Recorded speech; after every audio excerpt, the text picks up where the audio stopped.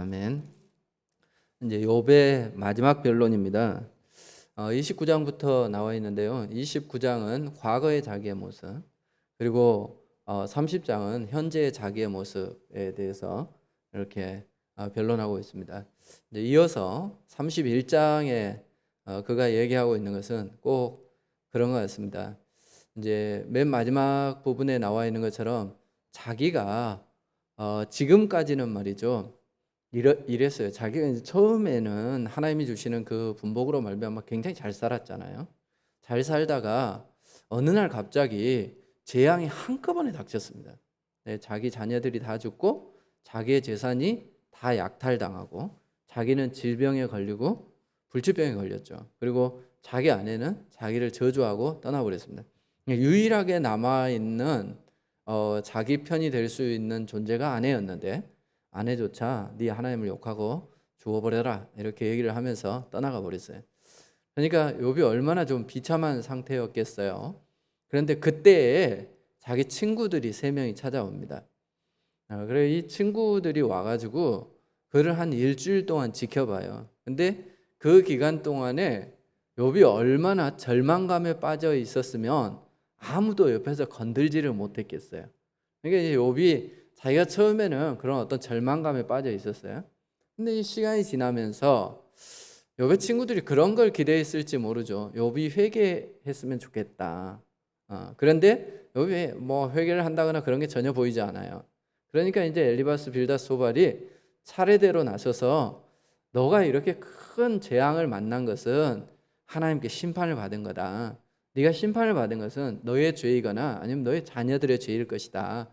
그러니까 네가 하나님 앞에 용서를 구해라 이렇게 얘기를 하죠. 그래 우리가 본 것처럼 29장 앞에까지는 말이죠. 그것에 대한 변론이 계속 반복되어져요. 그래서 3번 엘리바스 빌닷은 3번 그리고 이제 소발 2번에 걸쳐서 이게 이제 총 8번에 걸친 변론이 오고 갑니다. 사람이 이런 변론을 하다 보면 말이죠. 이 변론을 위한 변론을 하는 경우가 많아요. 저 사람이 나의 죄를 지적해요. 그럼 내가 해야 할 일을 잊어버리고 그 사람의 변론에 대답하느라 급급해져요. 그러니까 사람이 싸우다 보면은요, 뭐 때문에 싸운지 모르고 상대가 공격하면 그냥 수비하는데 급급하는 거예요. 그런 경우가 많죠. 내가 지금 왜 싸우는지 나중에 몰라. 쥐어뜯고 싸우고 있는데 말이죠. 근데 꼭 욥의 친구들과 욥이 변론하는 것이 꼭 그런 것 같아요. 서로 막 치고받고 싸우고 있는데 욥이 지금 자기가 계속해서 하는 얘기가 뭐냐면 지 친구들이 네가 죄를 지어서 그렇다. 여기에 대해서 난 죄 안 지었다. 이것만 계속 변론하는 거예요. 그래서 사실 이 고난을 어떻게 이겨내야 되는가에 대해서 자기가 사실은 고민을 해야 되는 거잖아요. 이제 어떤 분들은 그렇게 얘기하는 사람들이 있습니다. 하나님께서 우리에게 고난을 주실 때 고난의 이유를 알아내려고 하기보다는 고난에 순종하는 삶을 살아라. 제가 얼마 전에 그런 강의를 들었어요. 그분은 뭐라고 얘기를 하냐면 코로나19가 우리에게 와서 전 세계적으로 얼마나 지금 힘든 상황이냐. 근데 이러한 때에 우리가 하나님께서 왜 코로나를 우리에게 주셨을까? 그래서 그 이유를 밝혀내서 그것을 뭐 해결하려고 노력하기보다는 그냥 코로나19를 하나님이 주신 것을 인정해라는 겁니다. 그리고 이 상황에 순종해라. 이제 이렇게 얘기를 하더라고요. 그러면 우리가 고난이 닥칠 때 말이죠. 그 고난을 어떻게 넘기는 것이 지혜로운가? 이게 이제 사람마다 좀 다를 수 있습니다. 예수님이 우리가 이제 예수님에 대해서 쭉 살펴보고 있지만 예수님이 말이죠. 종종 사람들을 피해서 도망가듯 떠나신 적들이 있어요. 그게 언제였어요? 예수님을 왕으로 삼으려 하거나 아니면 바리새인들이 말이죠. 예수님을 잡으려 하거나 그럴 때. 그러니까 예수님은 지금 왕이 돼서도 안 되고 잡혀서도 안 돼요. 아직 사역이 남아있기 때문에 그래요. 그러니까 예수님께서 그럴 때에는 그 상황을 빠져나가셨어요. 그러니까 우리에게 주어진 어떤 상황을 늘 순종해야 하는가 하는데 우리가 의문이 있습니다. 그러니까 주어진 상황에 무조건 순종해라 따지지 말고 이제 그건 전 아니라고 생각해요. 우리가 왜 이런 상황들이 생겼는지 생각해야 되고 우리가 이제 왜라고 하는 생각을 가져야 되지만 더 중요한 것은 어떻게 하면 이 상황을 이겨나갈까 하는 것에 관심을 가져야 되는 것이죠. 어떻게 이 상황을 헤쳐나갈까 하는 것에 관심을 가져야 되는 거죠. 이미 주어진 상황에 대해서 왜라고 하는 것을 묻는 것도 중요하지만 주어진 이 상황을 내가 어떻게 이겨나갈 건가, 이게 훨씬 더 중요한 거죠. 그래서 그 상황, 주어진 상황에 우리가 어떻게 극복할 것인가에 관심을 가져야 되는데, 욥은 지금 그런 상황이 아니에요.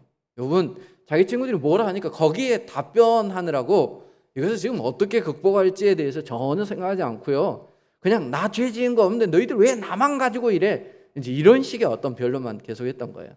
그런데 이제 오늘 31장 내용이 좀 달라요.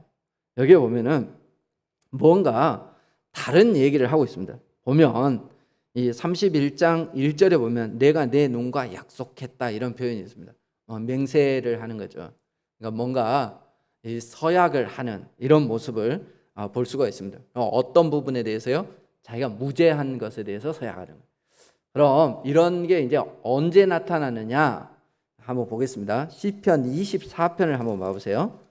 욥기 뒤에 시편이 있어요. 24편.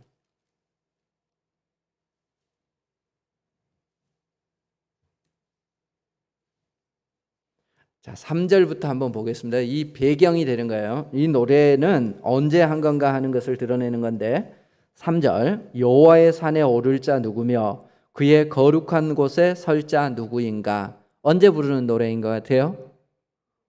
성전에 들어갈 때예요. 하나님을 만나러 갈 때 그들이 이렇게 하는 겁니다. 어떻게? 4절에 보니까 곧 손이 깨끗하며 마음이 청결하며 뜻을 허탄한 데에 두지 아니하며, 이 뜻이라고 하는 것은 네페시, 영혼을 말해요. 그 영혼이 허탄한 데 있지 않다는 얘기예요. 거짓 맹세하지 아니하는 자로다. 그는 여호와께 복을 받고 구원의 하나님께 의를 얻으리니, 이렇게 되어 있습니다. 자, 하나님의 성전에 들어가기 전에 해야 할 일이 있어요. 그게 뭐냐? 그 손이 깨끗해야 돼요. 그리고 마음이 청결해야 돼요. 그리고 뜻을 허탄한 데 두지 아니하고 거짓 맹세하지 말아야 돼요. 세 가지 정도로 얘기할 수 있는 거죠. 마음이 청결하다라고 하는 것은 누구의 문제예요? 스스로의 문제예요. 그러니까 우리의 마음조차도 말이죠, 하나님 앞에서 거짓이 없고 하나님 앞에 내놓아도 부끄럽지 않는 준비가 되어 있는 상태에서 하나님 배우러 가야 돼. 왜 그럴까요? 하나님께서는 우리의 마음도 감찰하시는 분이기 때문에 그렇습니다. 그래, 성전에 올라가기 전에 적어도 유대인들은 말이죠, 자기들을 살폈던 겁니다. 왜 그들은 하나님을 보기 전에 자기를 살폈을까요? 하나님은 그들에게 은혜를 주시는 분이기도 하지만 하나님은 그들을 심판하시는 분이기도 합니다. 경찰을 만나기 전에 우리는 말이죠, 굉장히 준비를 합니다. 그죠? 차를 운전하고 가는데 경찰이 앞에 나타나면 내가 벨트를 맸는가? 내가 신호를 위반하지 않는가? 우리 자신을 준비하고 그분을 대합니다. 그죠? 근데 재판을 할 때는 어떻겠습니까? 더더욱 그렇겠죠. 판사 앞에 우리가 설 때 말이죠, 준비하고 가야 돼요. 그렇지 않으면 어떤 질문을 했을 때 우리가 엉뚱한 대답을 할 수 있는 거죠. 삶도 마찬가지예요. 그러니까 하나님을 만나러 갈 때 우리가 뭘 준비할 게 있어야 되는 거예요. 뭘 준비해야 되는 거예요? 마음을 준비해야 되는 겁니다. 그리고 거기에 보면 마음이 청결하며, 그 앞에 보면 4절에 손이 깨끗하며, 이건 뭐예요? 행위예요, 행위. 우리의 삶을, 우리 손으로 무엇을 행하잖아요. 근데 그 행위가 하나님 앞에서 깨끗한 그런 삶을 살아야 한다라고 하는 것을 보여주는 것이죠. 어떤 대인관계에 있어서 우리의 삶, 그리고 4절 후반절에 보면 거짓 맹세하지 아니하며, 사람을 대할 때 우리가 거짓 맹세하지 아니하는, 이런 것들이 다 준비되어 있어요. 우리의 마음에서부터 우리의 행위까지, 그리고 하나님 앞에 부끄러움이 없는, 그래 스스로도 다른 이들에게도 하나님 앞에서도 부끄러움이 없는 준비를 해야 되는 거예요. 이게 이제 성전에 들어가기 전에 준비하는 사람들의 자세예요. 자, 마찬가지로 지금 욥이 말이죠, 이야기를 하고 있는 내용들이 그런 내용이에요. 욥이 하나님 앞에, 하나님을 이제 만나기 위해서 지금까지는 말이죠, 친구들하고 막 얘기를 한 거예요. 얘기를 하다가 깜빡 잊어먹었어요. 뭘 잊어먹었느냐? 자기가 막 아유 차라리 이렇게 아프느니 말이지 죽어버렸으면 좋겠다 이런 얘기도 많이 했잖아요. 내 이런 하나님이 나를 치셨는데 말이지 하나님이 나를 위해서 마지막에 남겨둔 게 있다면 그건 죽음밖에 없다. 뭐 이런 식으로 얘기를 많이 했단 말이에요. 그랬는데 이 친구가 얘기를 계속 하면서 스스로 이제 어디에 이르게 되어졌냐 하면 그런데 말이지 내가 하나님을 한번 대면해서 봐야 되겠다. 그래서 제대로 된 재판을 한번 받아야 되겠다. 이제 이런 생각에 이른 거예요. 왜 그렇게 되어졌느냐? 자기가 지금 받고 있는 이 고난이 자기가 생각이 너무 크다라는 생각이 들어. 물론 죄가 없는 사람 세상에 있어요, 없어요? 아무도 없어요. 그런데 자기가 지은 죄에 비해서 자기가 당하고 있는 게 너무 큰 그 벌이라고 생각해요. 이제 우리 사회법에서도 과잉조치 금지법 이런 것들이 있어요. 그러니까 요즘 이제 논란이 되는 게 그 미국 같은 데서 이제 흑인들을 막 제압할 때 막 너무 과하게 제압해가지고 이게 막 뉴스에 나오고 이런 거 보셨죠? 심지어는 막 이 애들 뭐 열 몇 살 되는 10대 애들을 경찰이 제압할 때 막 총을 뒤에다 겨누고 막 이렇게 제압하고 이런 것들이 사회적인 문제가 돼요. 과잉진압이에요, 과잉진압. 그런 것처럼 죄를 지었는데 말이죠. 그 죄보다 너무 큰 벌을 주는 것은 합당하지 않은 거죠. 그래서 이제 욥이 스스로 생각할 때 하나님이 아무래도 내가 지은 죄보다 나에게 너무 큰 벌을 내리시는 것 같다. 그래서 내가 한번 하나님 앞에 가서 재판 받아봐야 되겠다. 이런 생각이 드는 거예요. 그래서 마지막 부분에 뭐예요? 고발장을 쓰라는 누구든지 나를 고발할 사람이 있으면 고발 한번 해봐라. 그럼 내가 말이지 그 고발장을 숨기는 게 아니라 내 왕관처럼 내 머리에 쓰고 말이지 어깨에 두르고 그러겠다. 이렇게 얘기를 하는 겁니다. 그러면서 어때요? 하나님을 만나러 가기 때문에 하나님 앞에서 자기가 준비된 사람이 되어야 될 거 아니에요? 그래서 이제 그 준비된 모습에 대해서 내가 어떤 존재인가, 내가 지금까지 어떻게 살아왔는가, 하나님 앞에 나아갈 때 내가 과연 어떤 존재인가 하는 것에 대해서 자기 스스로 얘기를 하는 겁니다. 근데 처음에 1절에 나와 있는 게 제일 먼저 나온 게 뭐냐면 내가 어찌 처녀에게 주목하랴 이 표현이 나와요. 그러니까 제일 먼저 자기의 이제 선함을 주장하는데 내가 처녀에게 눈 돌리지 않았다 이 얘기를 합니다. 사람이 이제 눈으로 보고요. 그 다음에는 어때요? 마음을 먹고요. 그 다음에는 행동으로 행하는 거예요. 그러니까 내가 보는 순간부터 내 마음에 음욕을 품지 않았다는 거예요. 내가 무엇이든지 이제 이렇게 표현되어져 있지만 어떤 부분에 있어서 내가 눈으로 유혹을 받아서 내 마음에 죄를 지어야 되겠다 이런 생각조차 안 한 사람이다 이 얘기를 하는 거죠. 하나님은 우리의 마음을 살펴보시는 분이기 때문에 그렇습니다. 7절을 보면 만일 내 걸음이 길에서 떠났거나 내 마음이 내 눈을 따랐거나, 그러니까 안 좋은 것을 보고 내 마음이 그것을 따랐거나 이런 말이죠. 그리했다면 내 손에 더러운 것이 묻었다면 내가 심은 것을 타인이 먹으며 이렇게 돼 있습니다. 그러니까 내가 그런 죄를 지었다면 하나님이 나 먹여 살렸겠냐 이 말이죠. 내가 이래도 딴 사람이 전부 다 내 거 가져갔을 거다 이렇게 말씀하고 있습니다. 이집트의 이집트인들은 자기들이 죽고 나면은 이제 사망하고 난 이후에 심판을 받는다고 생각했어요. 신 앞에 서는데 그 심판의 과정을 써놓은 책 중에 사자에서 죽은 사람의 책이라는 사자에서가 있어요. 거기에 보면은 내용이 굉장히 많은데요. 그 중에서 꼭 빠지지 않고 나오는 게 있어요. 그게 뭐냐면 마트의 깃털이에요. 이 마트는 그 정의의 신이에요.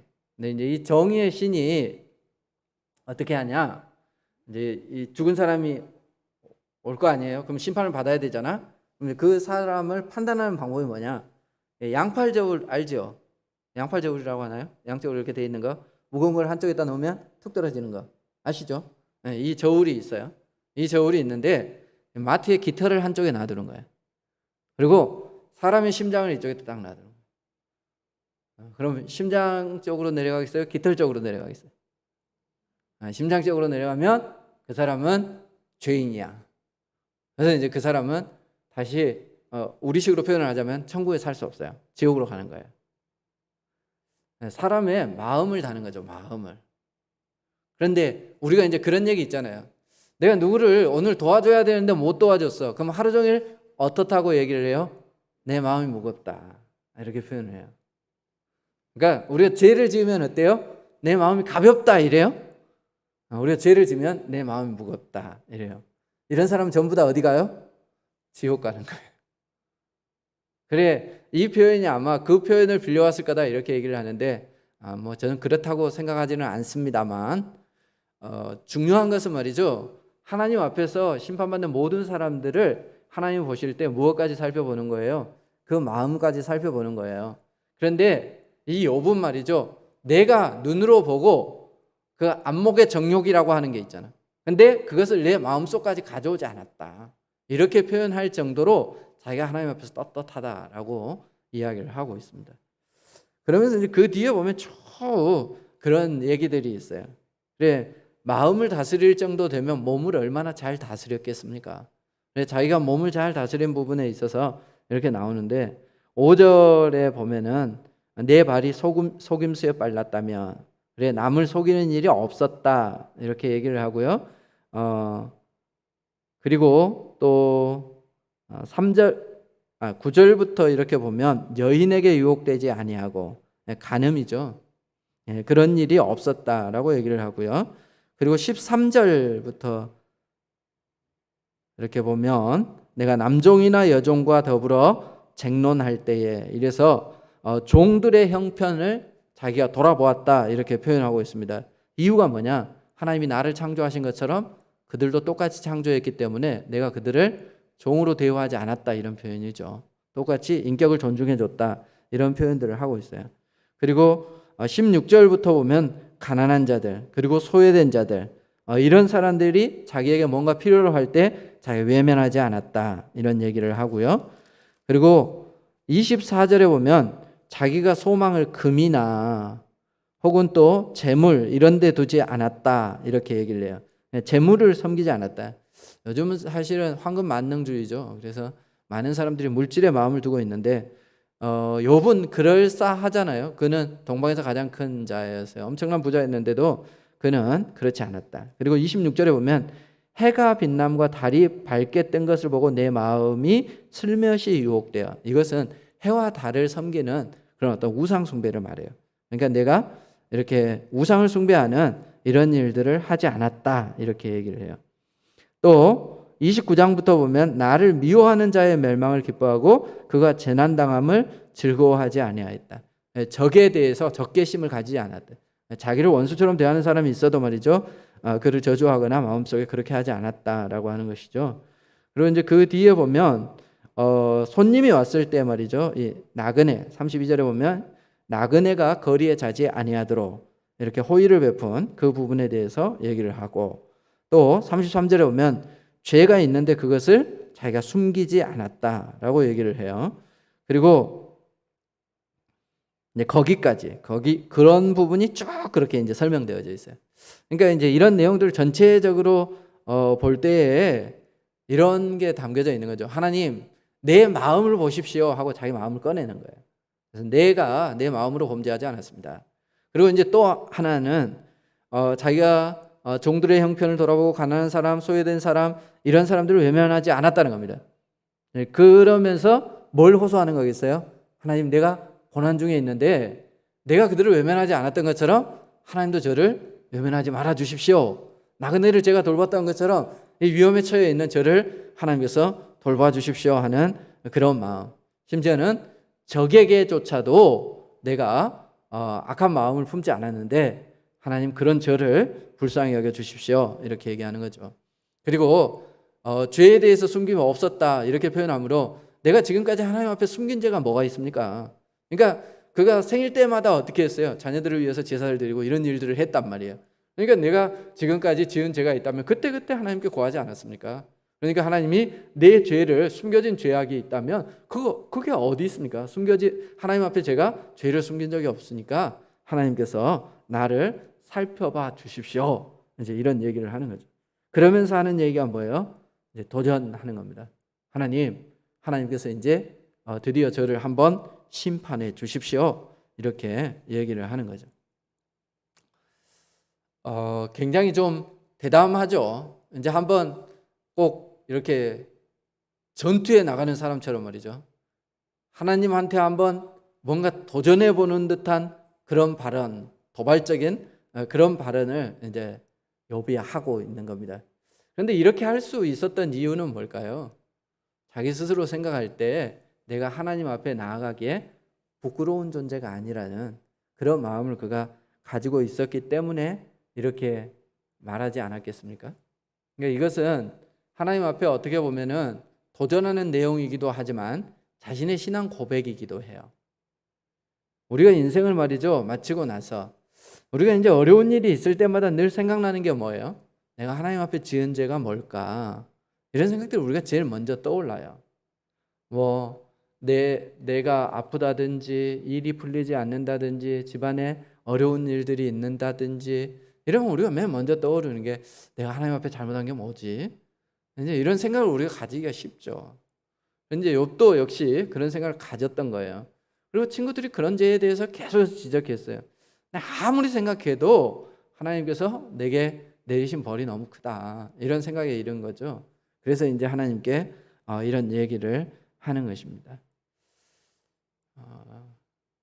자기가 하나님 앞에 이제 떳떳하다라고 하는 것이죠. 하나님이 자기를 지금까지 지켜보셨기 때문에 아실 것이다 하는 그런 믿음을 가지고 있는 거죠. 그래서 하나님 앞에 이렇게 얘기할 수 있었던 겁니다. 그러니까 어떤 의미에서 이제 그 재판을 하면은 재판이 끝날 때 재판관이 그래 피고인 최후 진술하세요 이러잖아. 그러면 이제 그 사람이 일어나서 이제 자기가 이제 마지막으로 하고 싶은 얘기가 있으면 하지 않던가요?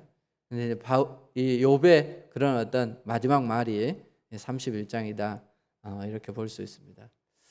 이것을 보면서 그런 생각이 들었어요. 우리가 이제 성전에 나아갈 때도 그렇고 어쩌면 우리가 이제 죽고 나서 하나님 앞에 심판대 앞에 누구나 서게 되어질 텐데요. 그럴 때 우리는 무슨 말을 할 수 있을까요? 하나님께서 너 어떻게 살았니? 라고 물을 거 아니에요? 어쩌면 이제 조목조목 물으실지도 몰라요.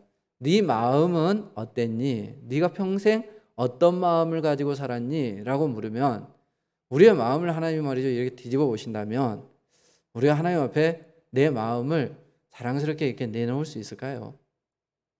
네 손으로 네 발로 네가 어디를 다니며 무엇을 행했니? 라고 우리에게 물어보신다면 말이죠 우리가 행한 일들을 다 하나님께 보여드려야 할 텐데 그럴 때 자랑스럽게 제가 무엇을 했습니다 라고 내놓을 수 있는 게 뭐가 있을까요? 하나님 앞에 우리가 부끄럽지 않을까 이제 이런 생각이 듭니다. 그런데 성경에 보면 말이죠 아주 대담하게도 하나님 앞에서 말이죠 자기가 부끄럽지 않는 것처럼 이렇게 표현하는 것들이 있어요. 한번 봐볼까요? 시편 17편 3절을 한번 보겠습니다.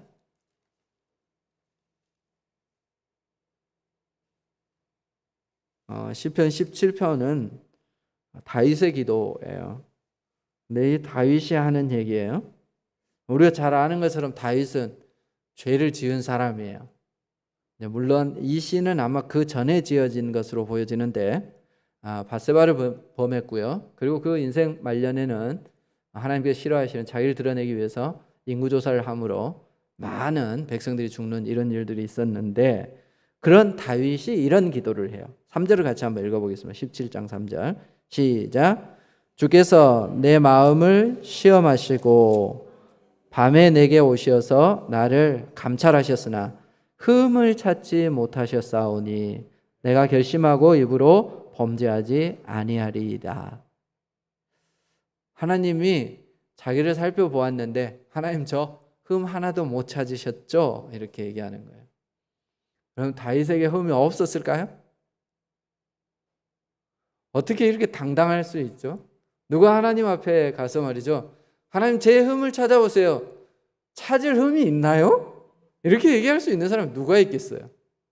그런데 다윗은 이걸 노래를 만들어가지고. 로마서를 한번 볼게요. 뒤에 한번 찾아봅시다. 로마서 4장 6절.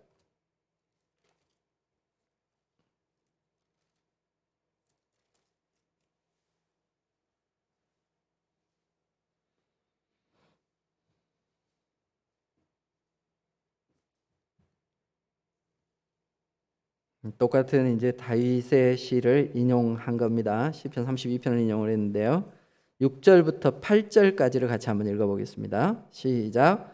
일한 것이 없이 하나님께 의로 여기심을 받는 사람의 복에 대하여 다윗이 말한 바, 불법이 사함을 받고 죄가 가리어짐을 받는 사람들은 복이 있고 주께서 그 죄를 인정하지 아니하실 사람은 복이 있도다 함과 같으니라. 아멘. 자, 우리가 하나님 앞에 의롭다 여김을 받는 것은 정말 내가 흠이 하나도 없어서 그런 게 아니라는 얘기예요. 여기에서 말씀하고 있는 것처럼 불법이 사함을 받은 거예요. 용서함을 받았다는 거죠. 죄가 가리어진 거예요. 그리스도의 보혈의 피로 우리의 죄를 가리어 주신 것입니다. 그런 사람이 복이 있다는 겁니다. 그 죄를 인정하지 않는다는 거죠. 그러니까 사실 그 사람 죄가 있어요. 흠이 있어요. 그런데 하나님께서 어때요?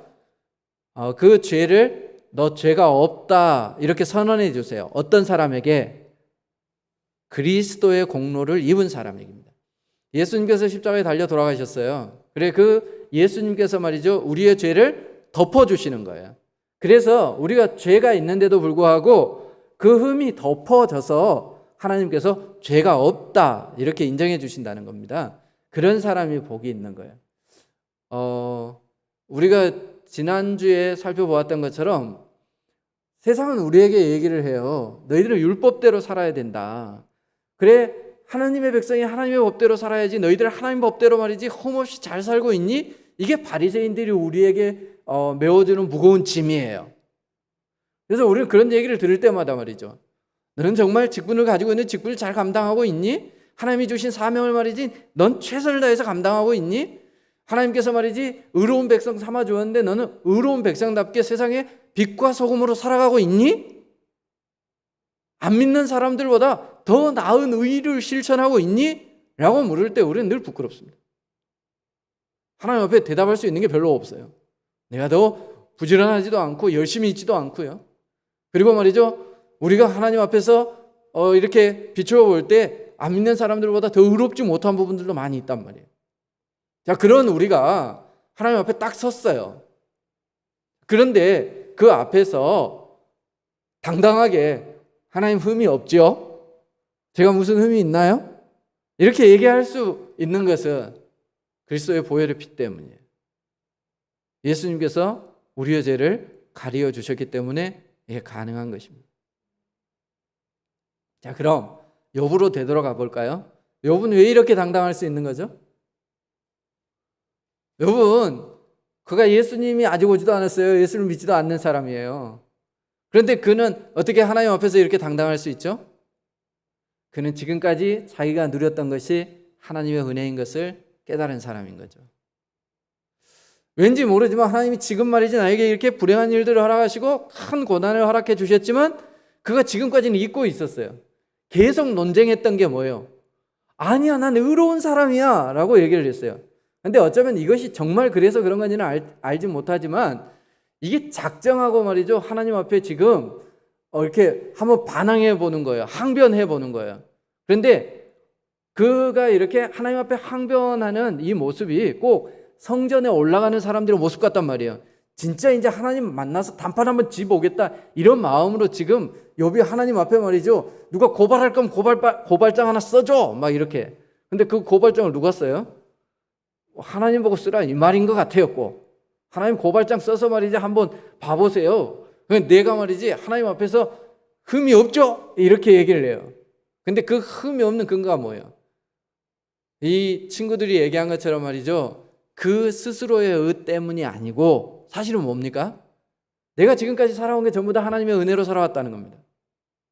하나님께서 은혜를 주셔서 말이지 내가 부자도 되고, 하나님의 은혜를 주셔서 말이지 내 자녀들도 태어났고 그들이 바르게 살아갔고, 하나님의 은혜를 주셔서 지금까지 내가 건강하게 살아왔고, 하나님의 은혜를 주셔서 지금까지 내가 이렇게 살아왔다는 겁니다. 하나님의 은혜를 입은 내가 지금 이 어려움에 빠져 있는데, 그런데 말이죠, 이것을 누구한테 호소할 수 있어요? 하나님 앞에 호소하는 거죠. 하나님, 당신밖에 없어요. 내 문제를 해결해 주실 분도 당신밖에 없어요. 지금까지 나를 지켜주셨잖아요. 그러니까 나의 허물을 덮어주실 분도, 이 고난에서 나를 건져주실 분도 하나님밖에 없는 거죠. 그래서 그는 누구에게 다시 찾아왔어요? 친구들과 막 싸우면서 내가 의로워 이렇게 얘기하다가 이제 하나님께 다시 찾아왔어요. 하나님이 지금까지 나 의롭다고 여겨주셨잖아요. 그래서 내게 지금까지 은혜를 주셨잖아요. 그리고 내가 그 은혜대로 살아왔잖아요. 그러니까 말이죠, 이 고난은 내게 너무 커요. 이제 거두어 주세요. 이 얘기를 하는 거예요. 우리가 고난을 우리의 상황에서, 우리의 삶에서 어떤 그 고난의 상황을 맞닥뜨릴 때 우리의 태도가 어떠해야 되는가? 우리가 은혜를 기억해야 합니다. 그리스도의 십자가의 은혜를 기억해야 합니다. 자꾸 내 의의를 드러내려고 해서는 안 돼요. 내가 잘 살았잖아요. 내가 그리 못된 놈 아니잖아요. 그러니까 자꾸 어떤 생각이 들어요? 내가 쟤보다 나쁘지 않는데 왜 내가 더 힘들어? 이런 생각이 자꾸 드는 거예요. 근데 그게 아니고 하나님의 은혜로, 그리스도의 보혈의 피로 내가 하나님 앞에서 사랑받을 자격이 있잖아요. 우리 그걸 가지고 나가야 되는 거예요. 그걸 가지고. 그래, 고난 가운데서 왜 내게 이렇게 묻는 것이 아니라 그 고난의 문제를 해결해야 되는데, 그 해결하는 방법은 뭐밖에 없어요? 우리가 누구에게 구하겠어요? 하나님께서 우리에게 베풀어 주실 은혜밖에 기댈 게 없어요. 그리스도의 보혈의 피밖에 내세울 게 없어요. 우리가 그걸 내세우고 하나님 앞에 나아가야 돼요. 그걸 우리가 내밀면서, 하나님, 예수님이 나를 위해서 대신 고난 당하셨잖아요. 그러니까 하나님, 내 고난은 여기에서 거둬주세요. 그래, 욥은 이 이후에 하나님의 답변을 듣게 됩니다. 물론 그때 네가 의롭다 이렇게 해주시지는 않으세요. 그의 부족함을 하나님 지적해 주세요. 그렇습니다. 우리가 말이죠, 자격 없어요. 하지만 그리스도의 공로 때문에 우리가 하나님 앞에 나아갈 수 있는 겁니다. 고난의 순간에 우리는 기억해야 됩니다. 어쩌면 이렇게 생각해야 돼요. 이 고난은 어쩌면 내가 매일 매 순간 당해야 될 죄의 대가일 수 있다. 그런데 하나님께서 지금까지 그분의 은혜로 싹 거둬주셨던 거예요. 그런데 그 고난의 순간에 우리는 무엇을 기억해요?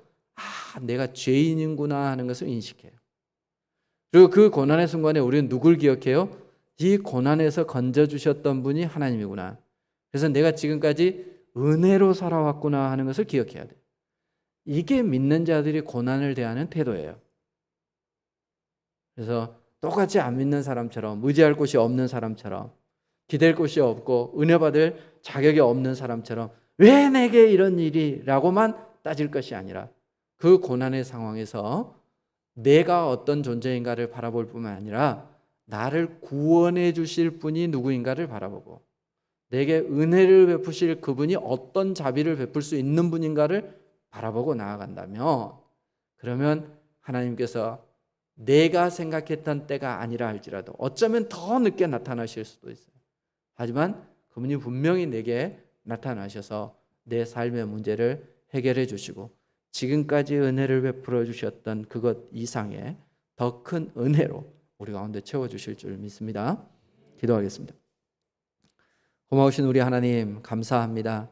참 우리는 어리석고 흠이 많습니다. 그럼에도 불구하고 하나님의 사랑으로 지금까지 은혜로 살아왔습니다.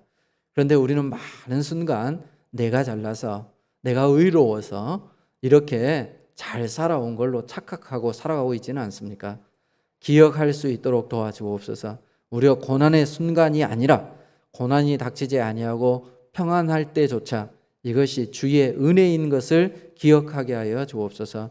특별히 우리에게 고난의 순간이 닥칠 때 하나님께 불평하고 원망하고 다른 사람들과 비교해 보며 내가 더 의로운데 하나님 나에게 왜 이런 징벌을 주십니까? 라고 원망할 것이 아니라, 이제까지 내가 하나님의 은혜로 살았군요. 내가 지금까지 이런 고난을 받을 존재임에도 불구하고 하나님께서 사랑하여 주셔서 그 모든 징계를 걷어주시고 은혜로 감싸 주셨군요 라고 고백할 수 있는 저희들 되게 하여 주옵소서. 뿐만 아니라 내가 하나님의 은혜를 입었사오니 이제도 하나님께서 은혜를 베풀어 주실 줄 믿습니다 라는 그 믿음으로 기다리며 그 고난의 순간을 이겨나갈 수 있는 저희들 되게 하여 주옵소서. 믿음으로 하나님의 은혜를 바라보는 이들에게 하나님께서 찾아오셔서 어루만져 주시고 위로하여 주시고 고난 가운데 건져 주옵소서. 예수님 이름으로 기도하옵나이다. 아멘. 301장 찬송 드리겠습니다.